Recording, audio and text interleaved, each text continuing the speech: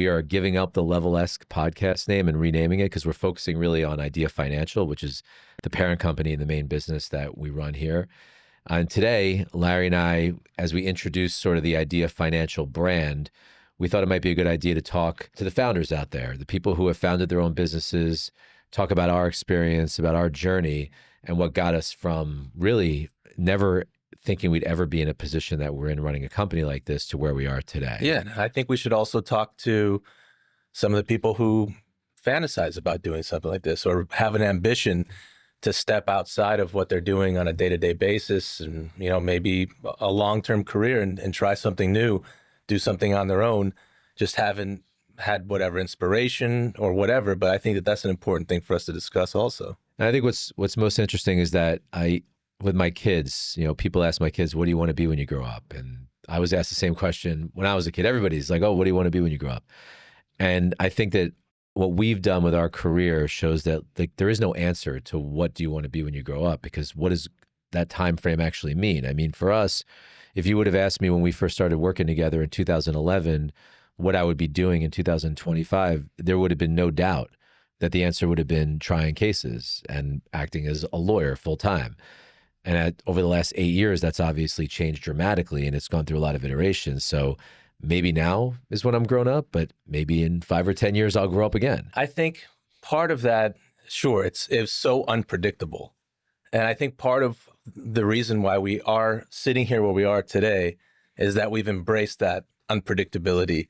And, when we were talking about, this morning, what we were going to talk about today here on the podcast, that's, for me, something that was just the overwhelming thought in my head, is not knowing at the time where any of this would go, but being really comfortable with that.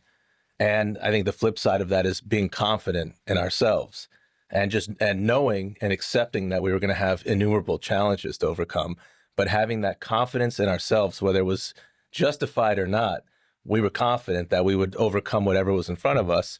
Yeah. And I think we have so far. Well, yeah, and it's for anybody out there who's thinking about starting their own business, making a career change, there's a lot of fear and anxiety that goes along with that. And especially as you get older and you have more and more responsibilities. When I first started my own law firm back in 2009, I was 31 years old, maybe not even 31, maybe I was 30.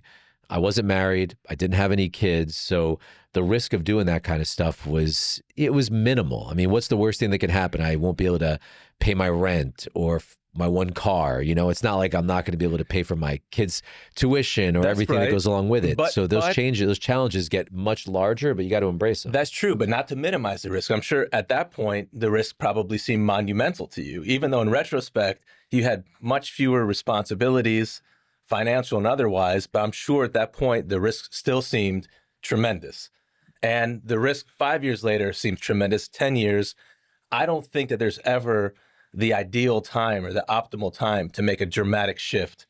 I have a lot of friends who have, even a lot of lawyer friends who say, all right, I want to go out on my own, but I have kids now, I can't do that. And I think in 5 years from now, they'll say, well, they're in private school now, I can't do it. There's always something, there's always some reason that people will feel, it's a silly move for me to make right now. So I think that step one is to dispense with that fear, period, and to understand that there's never the right time. There's never going to be a perfect confluence of events where you say, all right, now's the time where I can take a huge career risk. That's very true. It just doesn't happen. No, and there's always some hurdle or something that will make you feel like you should not do it. And I think what's interesting about us talking about, and we will in a moment, about what really led us to this point is when Larry and I first started Idea Financial, we didn't know very much about finance. We didn't know anything about lending. We were two trial lawyers that were coming into a career that we had very little knowledge and absolutely no training on how to do. But what we've ended up doing over the last 8 years is loaning money to small businesses throughout the country to hopefully help some of those people who have similar dreams and aspirations get there. We interact with small businesses almost daily. I mean, I probably talk to at least one customer of ours on a daily basis. And each of those people is going through those same fears, those same anxieties, the same excuses maybe why they should or should not be doing something. But each of them have made the decision to be an entrepreneur, to take that risk. And some will fail, many will succeed, but it's through failure that you will eventually find success. And I think that's a really important part of the journey. And it's something that we've all experienced. There's people who say, people always herald, the big business people as geniuses. But in truth, every single one of them is a failure because they can't get to that moment of success without many, many experiences of failure. And if you're not willing to take those failure experiences, you'll likely never really find success. Yeah, or being afraid of failing in the first place. I think it's certainly something that I hope our audience finds interesting, our background and how we started Idea Financial, but it's certainly something that we get asked all the time. Mm-hmm. And I figure we've never done an episode where we talk about that, both the facts and the background, but also hopefully our audience will find some of our thoughts about that currently and in retrospect useful. Yeah, because one of the great things about this country is everybody has the opportunity to be their own boss, to do their own thing, to have their own ideas, to start their own business. That's right. That can't be overlooked. Yeah. If you compare, I think, almost any other country, just forming a business entity is something that you can't take for granted. It takes 5 minutes in this country to form the entity, and you have to have the ideas, and there's a lot of tools. Yeah. So if anybody out there is thinking about doing just that, I hope that there is a little bit of inspiration. But we're also going to tell you a little bit about the fears, about the anxiety, about the failures, about the despair, because it's all part of the journey. And they exist even today. I mean, as we sit here now, this company has sort of gotten over that startup threshold. We've been in business now since 2017. We have thousands of customers across the entire country. And I would consider this business at its present moment to be a success. But who knows what tomorrow will bring? Every day there's another challenge. And so it's never a certainty that you're going to continue to be successful, but you have to constantly be willing to think a little bit outside the box and innovate and sort of, deal with the crisis, deal with the calm. It's always going to be a different trajectory. But if you're ready to deal with all that and you have the fortitude to be able to sort of change with the time, then I think any person can be a success. Yeah. So let's back it up, because it is something we're asked frequently, whether it's we're in meetings with different investors, when we're out fundraising, which we do a lot of, or if it's potential employees that we're interviewing, the question is typically asked, how did you guys end up here? Right. How do a couple of lawyers from Miami end up doing this? And I don't even think we understand completely, and that's part of the whole story. Yeah, so I was thinking about this morning. One of the most important things that I think you can take away from what we have done is, sure, like Larry and I have professional degrees. We're both lawyers, but everybody that we interact with on a regular basis is either, an MBA in finance, they've gone to an Ivy League school, they worked for Goldman Sachs. Like, we don't have any of that background at all. So we come into this business with virtually totally green, knowing almost nothing back in 2017. To the point where I would say point number one, if you're trying to start your own business, is do your best to fake it until you make it. And that really is important, because I remember, and now luckily we've earned sort of our MBA on the ground, sort of in the trenches at this point, not in school. But I can remember going to meetings when we first were talking either with brokers or finance partners or bankers, and the terminology that was used, it was another language for us. Completely foreign.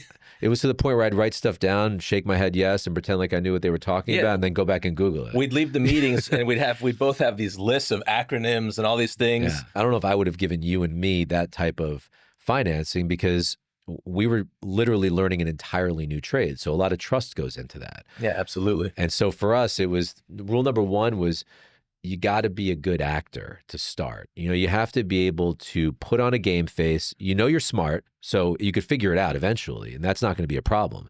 But you can't be deer in the headlights. You go into a meeting and you don't necessarily know what that person is talking about. Steer the conversation in a way that makes you feel comfortable. Take a lot of notes, learn as much as you can, go back and do the research. I mean, we spent a lot of time researching and researching and researching. It was like studying for a test every single day. We were never afraid to look stupid. That's right. true. I think part of it's salesmanship. And, I think that naturally we're good at that. And a lot of our background as far as courtroom work helps that as far as our presentation, Mm-hmm. but not being afraid to embarrass yourself. Sometimes having the humility to say, I don't know what you're talking about. Can you please explain that? I mean, I think we do that. We feel more comfortable doing that now That's what I was going than to we did say. like 8 years ago or 10 years That's ago. exactly what I was just going to say is now I think we've developed a lot of relationships and the people in the industry trust us. We know what we're talking about. You know, the company has run very well over the course of the time that we've been in charge of it. So now if I speak to someone in finance and I hear an acronym that I don't understand, Which happens all the time I just still. say, hey, like, I don't mean to sound stupid, but I don't know what you're talking Yeah, about. Can you yeah. explain it? I would have never said that back in Mm-mm. 2018 because I would have been afraid of Right, rejection. right. So it does take a little bit of time to get comfortable with admitting what you don't know. But I think overall, one of the key elements and the key points to anybody who's starting any business is research, research, research. Surround yourself with people who know what they're talking about. Take a ton of notes and take it all in and go back and study. I mean, studying Yeah. has got to be the Well, most important if you're part. not inherently curious and you're not committed to constantly learning new things, then you're probably better off not getting into something crazy like this. And the other thing is that what I learned over the course of the last 8 years or so is that people who seem like experts or people who seem like they know what they're doing or what they're talking about, they don't know as much as you think they do, or maybe even as much as they think they do. Because as this business has evolved over the last 8 years, we've been met with circumstances that have never happened before, that nobody had a playbook for, no matter how Mhm. educated or experienced they were. You know, when you look at the way that we had to handle COVID, skyrocketing interest rates, the mini banking crisis, the new tariff issues. These are Yeah. things that when we go to conferences, the smartest people are asking us, what do you think about this Well, stuff? You well, know, because they don't yeah, know. that's right. There's no playbook a lot of the times for the decisions that we have to make. And I don't think we make these important decisions with hubris. We'll ask, we'll do our research, we'll get other people's opinions, but ultimately we make the decisions ourselves based upon, a lot of background work. But ultimately it's again going back to that trust in ourselves that we'll make the right decisions. We don't always, No. but at least if we don't make the right decision, we'll correct it quickly. But one of the things that you're better at than me, which has been helpful for us in our partnership, is asking other people for their thoughts and for their advice and reaching out to other people when we have uncertainty to see what they would or have done in the past. And because I mean, maybe one of my faults is I kind of just like move quickly and try to go on and get things done. But you're thoughtful enough to actually, okay, say let's consult with somebody, see what they maybe done in the past, what they would do now. And that sort of intuitive and thoughtful approach, I think, has helped us It because you do has. have to lean on people who have maybe been through something similar in the past in order to sort of guide you in your decision. It's not, maybe won't make your decision for you, but it will at least give you some outline of what you may Well, want to think about doing. well, we all make decisions based upon memories, based upon instinct, based upon some logic, right? But if you can increase the size of the facts and memories and advice that you're dealing with, I think typically you'll make better decisions if you expand the universe of available things at your fingertips to make the decision at that time. But let's back up for a minute All right. because people do ask us a lot, how on earth did you guys end up running a small business lending company? And I want to take us back to a time when that was the last thing we were thinking about. I don't even think we knew that there was such a thing as a small business lending industry, but an opportunity arose. And we don't need to get into the, nitty-gritty details about everything, but I think that the genesis of this opportunity started when we met each other. And it was the culmination of things that we were doing at the time that relate to just some core principles as far as us doing different things, putting ourselves in a position where that opportunity could be received in the first place. Yeah. Again, you can't predict when opportunities are going to arise. You can't always identify them. I don't think you can identify them most of the time in advance. But I think rule number one for us was getting ourselves into a position where we could act on an opportunity if it presented itself. specifically, if I would have been still employed by a law firm, I don't think I would have been able to do certain things that we ended up doing together. If I had that responsibility of working 10, 12 hours a day for a commercial law firm, I wouldn't have the mental capacity, the physical capacity, the time to pursue other things. So I think step number one, you took the leap before I did, going out on your own. I joined you, and I think that put us in a position where we could act upon things, Yeah. and we had that freedom to do it. Well, that was your risk, right? I mean, we talk a little bit about risk. And again, this kind of goes back to any of the small business owners that we've worked with over the last almost 10 years.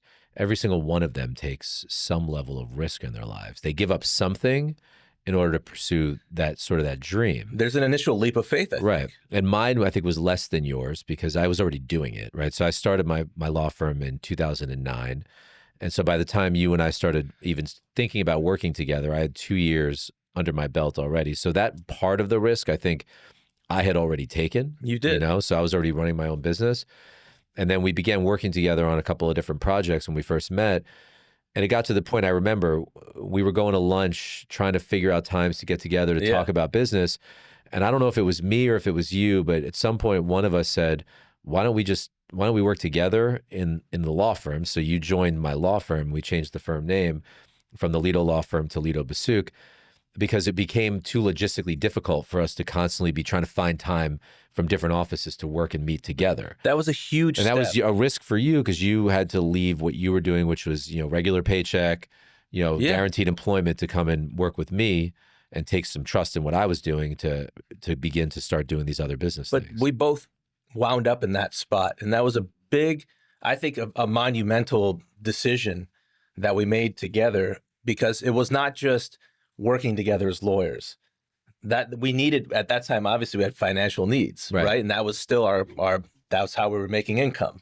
But we both recognized that if we were serious about executing on these business ideas that we had, and they weren't fully formed at the time either, we had that desire and that ambition, although the plans weren't fully formed. We, I think, both intuitively knew that none of this would be impossible and we wouldn't be able to execute if we were both still too focused on just practicing law and not making that commitment to carve some, to have the freedom to pursue other things. And part of it also is, for people out there who are thinking about joining together as partners, the most natural thought is, okay, I'll do something with a family member or I'll do something with a longtime friend. And sometimes those things work.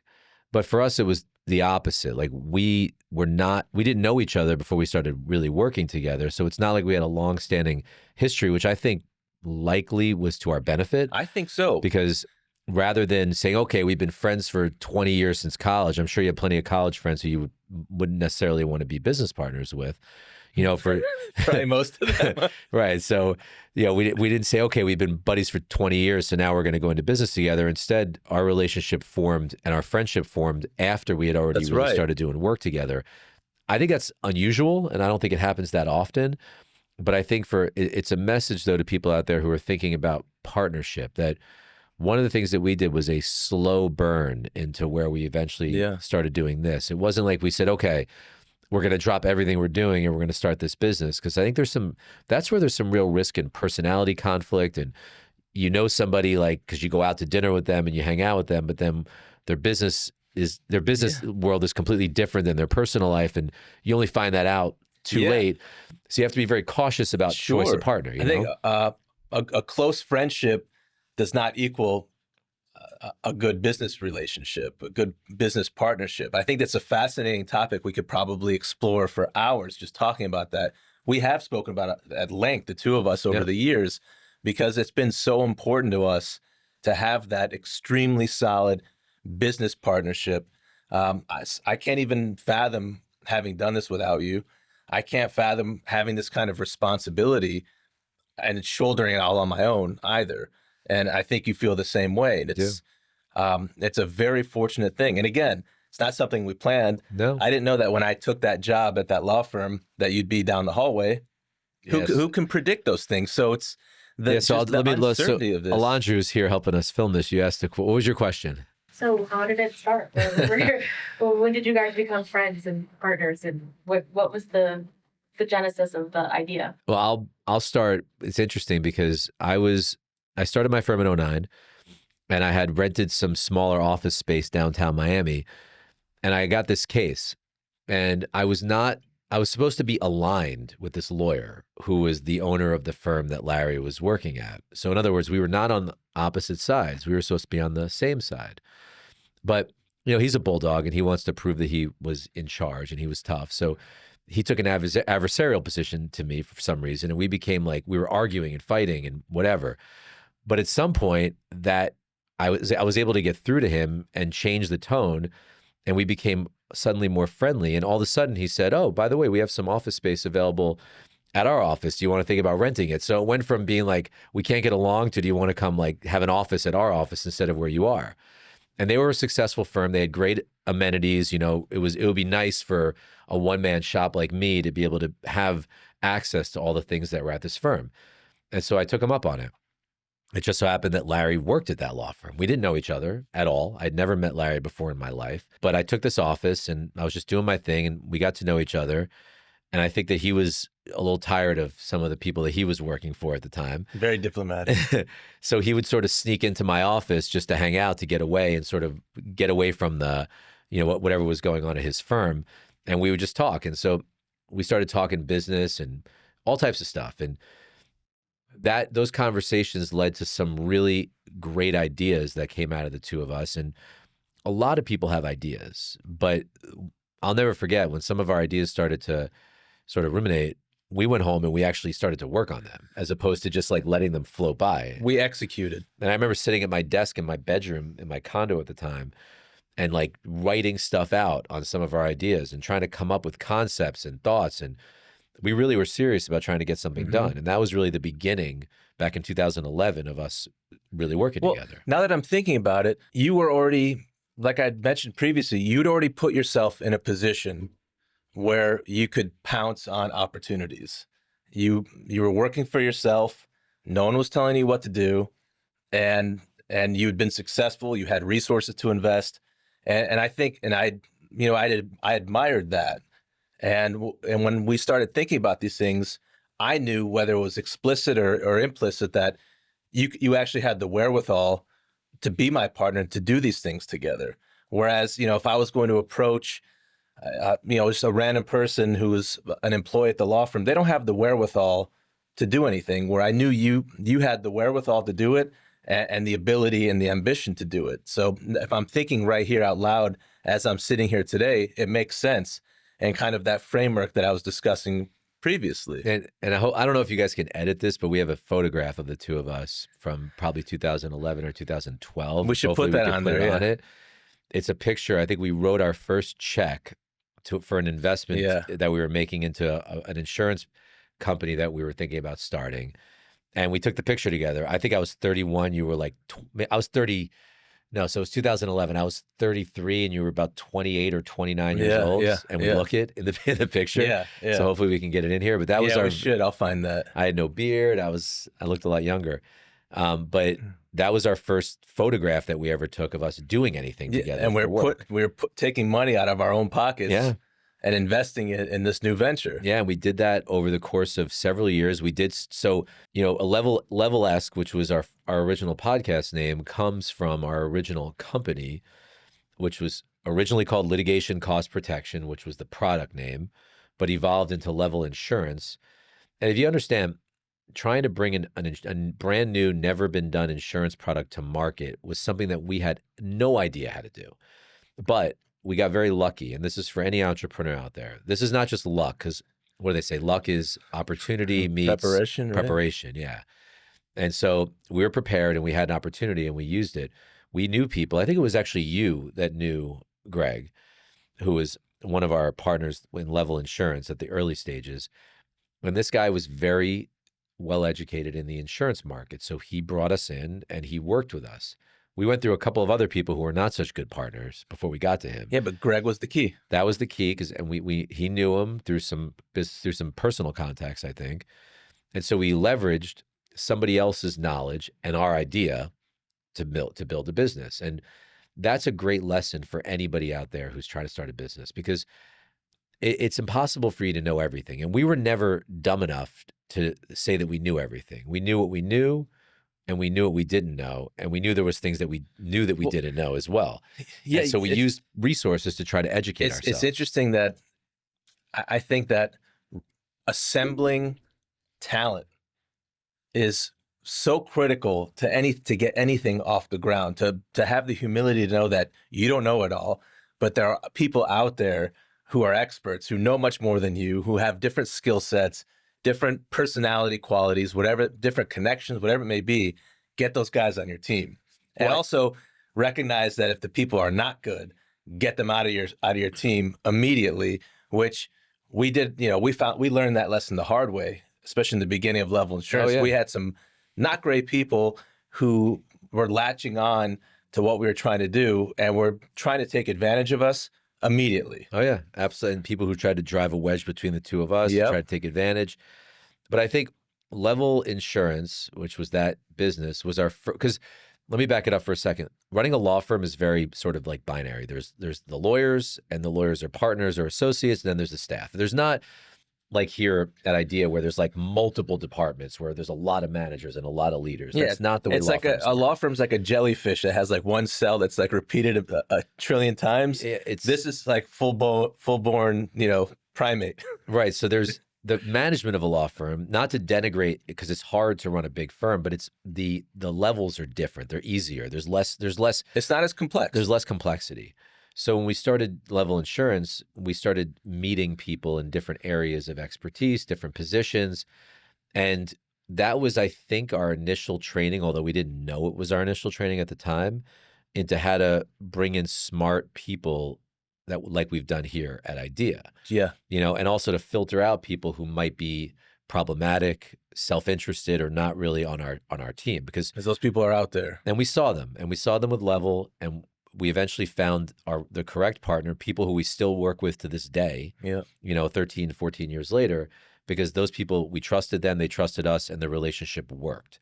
And so that was the initial sort of what I always tell people, the first foray into entrepreneurship that we had. And we ran it for a while, and we ran it at the same time that we ran our law firm. It was able to be done as sort of a side project. It wasn't necessary to be doing it full time. Yeah, we also designed it to be light. It was very tech heavy. In retrospect, I think it was very ahead of its time. Yeah. We were doing this before, InsurTech was a thing, but I can't believe what we did. We developed an online platform. I mean, this is all bespoke, an online platform that issued policies, and we didn't know, collected premiums. I can't believe that we built this. I know. We take it for granted that we did that. Again, we got lucky though, because we partnered with really, really good people who provided us resources, talent, intelligence, and training, and support. Yeah, they believed in us and they supported us. Right. So, and hopefully we paid them back, because I think that we did well enough with the business to make them happy. But I think so. And we always make it a point, again, to any entrepreneur out there, it's anybody that helps you, you got to make sure that you show them love and respect, and let them know that they're important the whole time, that you can't drop people who are good to you from the very start. That's really, really important. And so, we did this Level Insurance part-time thing it took us years to get it off the ground, because it takes a long time to get an insurance product into the market. I think the critical thing that, where we're going, that was a segue into Idea Financial. It was. And I think that the crucial thing that people recognize is that we actually executed. We actually got that idea, which was an exotic idea. We actually turned that into a functioning, profitable business. That fact alone, I think, resulted in the opportunity that we received to work on Idea Financial. But the failures were numerous. And this is the hardest part about starting any business, is failure and no is constant. I mean, when we started Level, we loved it. We thought it was an awesome idea. We worked really hard to get it to be like ready for prime time. And we worked with some extremely high-level insurance companies that we thought were for sure going to be our partners. All across the country. And one of them we worked with, for no joke, for an entire year, maybe even more than a year. And we were working with the highest level executives internationally to get this thing off the ground. It got approved. we went to a celebratory dinner, I think at Zuma in Miami. That we paid for. Yeah, that and we were still funding out of our own pocket, by the way. Yeah, I wish you didn't remind me of I that. know. A lot of nigiri. It still stings. And we went to this great dinner with all these insurance folks. And then that was a Friday. Yeah. And then on Monday, we got a phone call that there's some international head of claims or some bigwig at the company had decided that they couldn't do it because they didn't want to do anything for lawyers. So it was like all this excitement after a year of work destroyed over 2 days in the weekend, completely gone. And we had no other prospects because we had put all of our eggs in that basket because we were certain it was going to be the deal. And that was failure. And a lot of people would take all that time, all that effort, all that money and say, you know what, this is not going to work. I got to go back to doing what I was doing. It makes more sense to be a lawyer. I can make money doing it. It's probably the sensible thing to do at that point. But we did not. And I think it's because we believed in it. So, believing in something really does matter because we really believed in what we were doing. Yeah. And despite that failure, and that wasn't the only one. That was the biggest one. Yeah. But there were multiple no's, multiple failures, multiple doors slammed. At that instance and every other up to this point, and I just know that there'll be many more in our future. That's just a fact. Right. Our instinct and just our makeup, we lick our wounds. Sometimes it takes me a little bit longer. I know it does. And sometimes you say, like, get out, like you kick me to get out of it.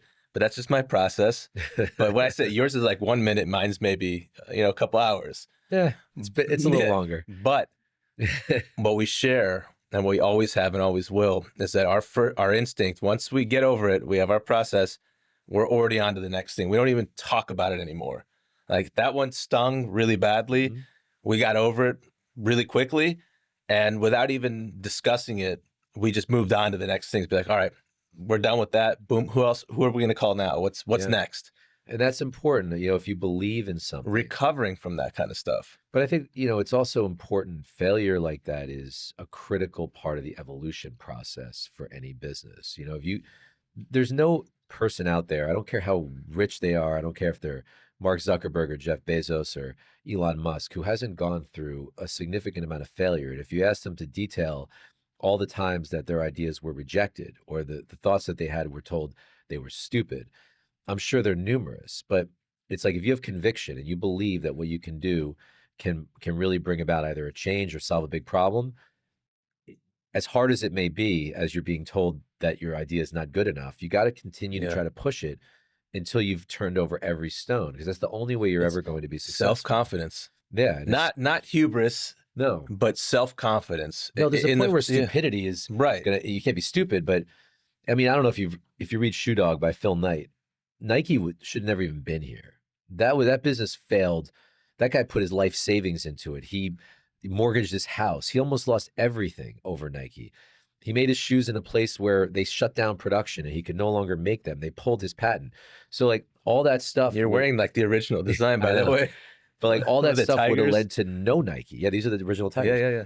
All that would have led to no Nike. But that guy believed in what he was doing and he crushed it, and he almost rid himself of every dollar he had because he believed so much, and eventually it became a success. But you wear a pair of Nikes or you watch a Michael Jordan commercial and you think, oh, this company is wildly successful. But how many times it got to the cliff where it would have never even been here was many, many, many times. And I think that's something that obviously our story's not, hopefully it will be that great one day, but it's not there yet. But that's just a part of our story, is that we've been told no until we eventually are able to find the right yes. You're going to be told no many, many, many multiple more times than you are yes. Yeah. And then the next thing is about smart decision making, and some of it's instinct. And I'll fast forward to Idea. We spent several years working on our law firm, and then we had an opportunity through, it's a long story how we got to it, but this opportunity to start Idea. An investor. And again, I think a big part of it was that we were able to take this exotic idea, Level Insurance, and form it into a operating, profitable company that gave us bona fides. It made us more than just lawyers. Right. And I think that gave us that credibility where this investor recognized that we can actually get things done. Even if here's an idea, here's a concept, these guys, for whatever reason, can actually execute and get this thing built and get things done. And then, but it was also, that was fearful, for me at least, because, again, we weren't experienced in the business and we had to try to lean on other people to try to assist us in understanding what we were doing. And that brings it to the point of, you know, being smart enough to know what you do not know, and bringing on people who can make your business better because they're smarter than you, because they know more, because they can train you. It's like I don't really want to work with people who I'm explaining to them what to do all the time. I want to learn from the people around us. And I think one of the great things about this company, and it's gotten even better as time has gone on, Oh, unbelievable. is that there's so many people here who every day are teaching us new things. Things that I never would have learned in school, things I never would have imagined I would know in business. And as great as it was to practice law, and I am not, I'm very fortunate that my practice when I was in it was great, and I had a lot of success doing it. I would have never learned any of the things even close to what I've learned running as I have running Idea, because the intelligence that we have around us from, data scientists and risk managers and marketing people and salespeople, finance, underwriting, the bankers and the finance people that we work with outside of the company. These are brilliant people that, we're just along for the ride with them. And we're lucky enough to be working with them on a regular basis. That's absolutely right. And I think that it's evolved into that. And we've always, I think, been very intentional about hiring the best talent that we can find. And maybe it sounds obvious, but I don't think it's always obvious. And I think that part of the reason how did we get here is that we knew right away that if we were going to execute and actually get this thing built and running, we needed a lot of very good talent, and we needed a lot of it quickly. And I think our ability to attract talent, to retain talent, and also establish ourselves with the talent and gain their respect was not so easy in the beginning always. No, very hard, actually. I think we struggled with that for a while, because yes, we didn't have tremendous experience. We had zero experience doing this. And early on, I think part of the double-edged sword there with bringing in experienced talent is that can sometimes be some power struggles there. And I think, again, that I don't want that to take over the narrative here, but that is something where if anybody is asking, well, how did founders get from A to Z? There are always going to be some struggles, especially if you're bringing in outside talent, to have that harmony where there's an appropriate dynamic. Yeah, and It's not easy. And I remember there were many times where I knew that I didn't know enough about the business to I don't know. I felt there was insecurity, I guess is the best way to put it. Then it's like the humility that you have to do this, and that leads me to where we are. Like, we're in this nice office now. This is our, if you count our law firm, it's our fourth office. And the garage, yeah. Yeah, so fourth office. And we started out of our law firm's conference room, which I'm really proud of, because you hear a lot of founders talking about how they started their businesses out of their garage or out of their basement. Our initial basement was our law firm conference room because we had nowhere else to go. And to this day, Alex Klimentov, who's our chief technology officer, he interviewed in that law firm conference room. So that goes back to what you were talking about with talent and people believing in the vision. Because as I look at, particularly at him, who's a brilliant mind in technology, why he ever agreed to work with us back in 2018 when we literally had nothing but an idea. Thank God for that, because, he's done so much himself for the company and for all the things that we have built here, but he had to have some sort of faith that the step that he was taking would be worth it. And he did. And there were other people who did exactly the same thing. He showed up in the conference room. We had no infrastructure. We had nothing. And we were talking to a guy who is a technology genius about something that we know nothing about. And we just had to go on instinct and say, you know what? Yeah, this guy seems pretty smart. And so hopefully he works out. And thank goodness for that. He took a leap of faith on us and we did on him. And that's sort of that idea that you have to have a little bit of gut instinct and a little bit of luck in order for these things to work out.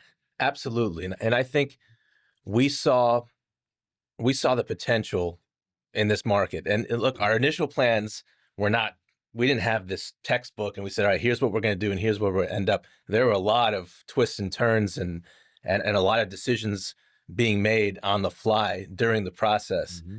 But I think that the fundamentals are there, that we saw value in what this kind of company could provide. We can provide financing to small businesses. It was needed.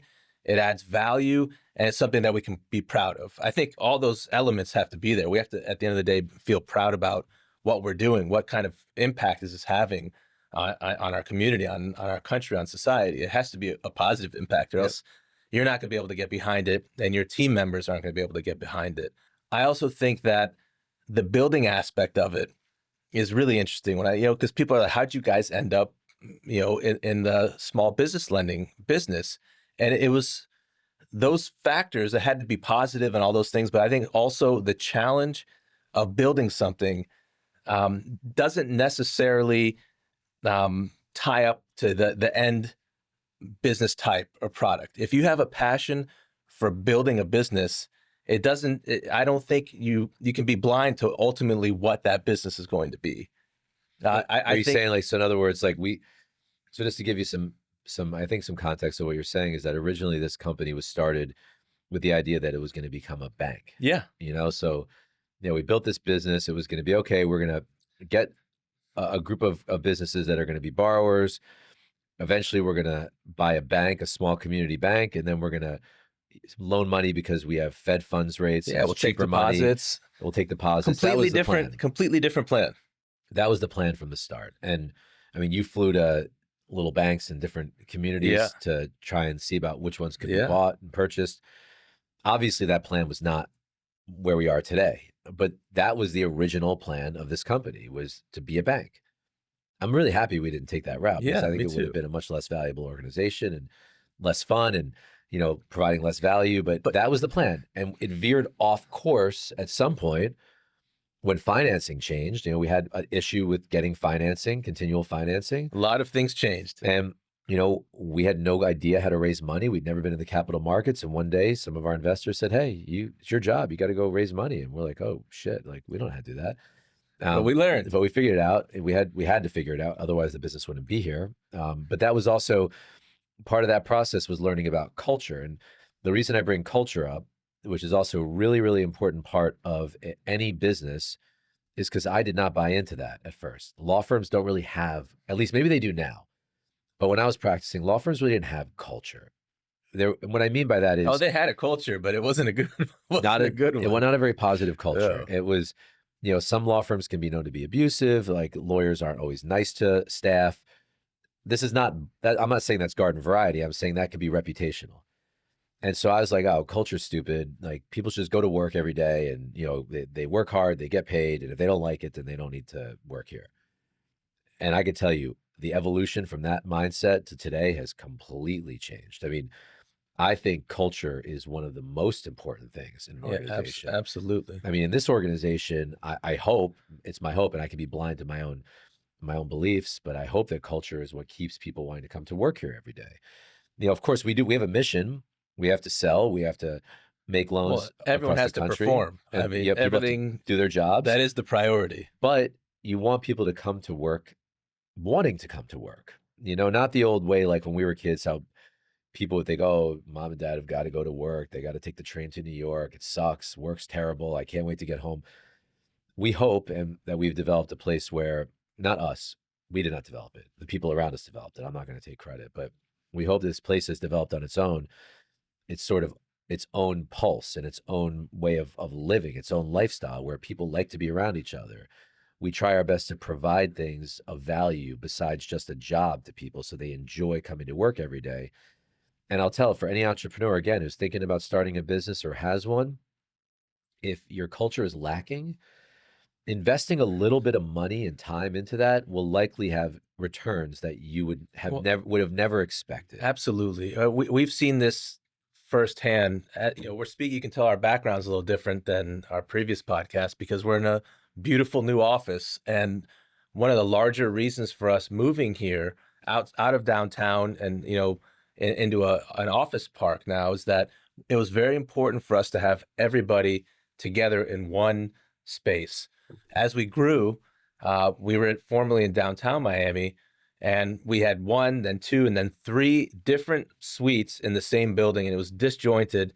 And we started to recognize that is a problem. And, it's a much more complicated problem now with, working from home and still all these things post COVID that everyone's trying to find the right balance.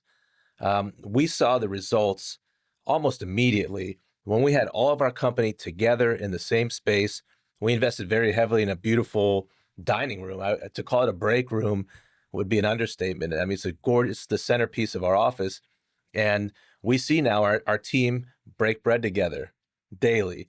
And it's made a tremendous impact on our culture, on the way everybody feels. It's palpable. And we noticed it immediately. And I think it's one of the more important things that we've done for the culture of the company is simply, and it sounds obvious, just to have everybody together. Yeah. That's it. There's a magic that happens there that I think really dictates against this whole work from home movement. I know that can have some utility, and there's, I'm overgeneralizing, but there's something about it when people come together, especially in a complex company like ours, where people can tend to be siloed in their own departments. When they're coming together, you see the results in the work product that's coming out. It's true. And like I said, I was anti-culture because I think I was just ignorant. Well, things can about go. it. Well, things can go the other way.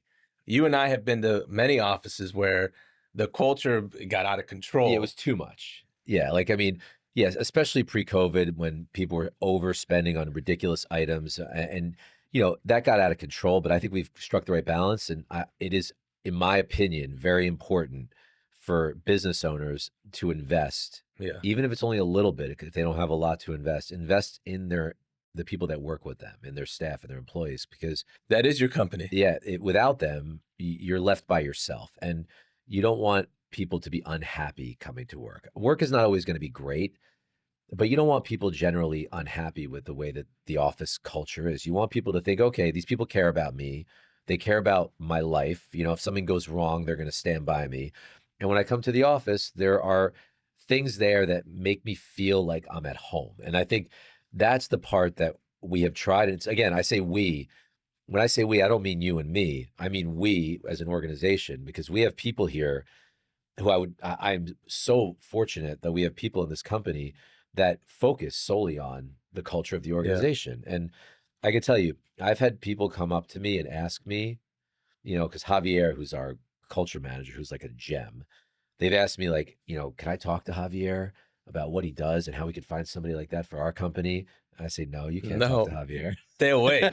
You can't have anything. No. He works here. I don't He's want. our secret Don't weapon. try to take him away. Yeah. He's too important. But somebody like Javier, who cares genuinely about the well-being of everyone around the company, is something that I never would have been thoughtful about when we first started this company.